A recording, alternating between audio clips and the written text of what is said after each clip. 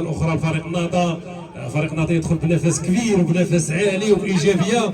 ترجع كره الطرفاوي اللي يمين ليبن البوردراج مقطوعه من بالقاسم فيما الصويري يقول هاجموا يا اشمال لان الشوط الثاني من سيسجل من سيفوز. الان اللجنه المنظمه والفعاليات تحضر الجوائز التي ستكون من ضمن اللوحات الفنيه المعبره بنهايه هذا الشوط.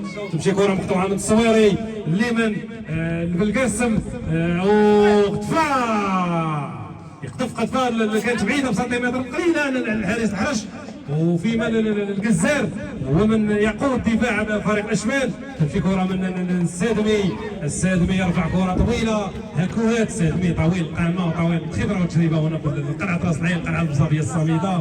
ترجع كره للوراء الجزار يرجعها للصويري مقطوعه من فريق النهضه هكوات. فريق النهضه يهاجم بشراسه وانا شم ريحه الهدف. كره طويله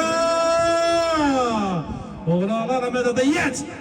كاد فريق النهضه ان يسجل الهدف الاول هنا في الشوط الثاني وكاد ان يشعل فتيل هذه المباراه لولا تدخل الحارس الكبير الحارس الحرش حاضر بامتياز حاضر هنا وهناك. والجزار الى جانبه يقود دفاع الفريق الاشبال الحمامديه. تمشي كره الامين كونترول صحيح يناور امين. تمشي كره للدقيقين رقم 11 الدقاقي يرجع كره بثبات للسادمي لحد الساعه. السادمي هو الترمومتر الفريق هو من يمرر ويسدد يناور. تمريره خاطئه. تمشي كره رقم 14 تمشي على الارويقه اليمن لسمير ماذا سيفعل؟ السيوراوي امس يسدد هو يضيع كره رقم 10 حاضر بامتياز. انا اعطي الكلام العلامه الكامله للسادمي. انا لا اطلق الكلام على عوائله ولا ارمي احدا بالورود انما اسمي الاسماء وسمياتها. تمشي كره للامين مقطوعه للرقم 4 يمشي بولدراج كره طويله لسمير ماذا سيفعل سمير؟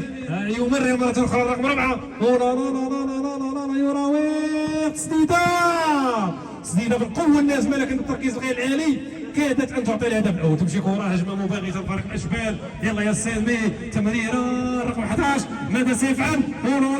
ولا حكم ماذا تقول؟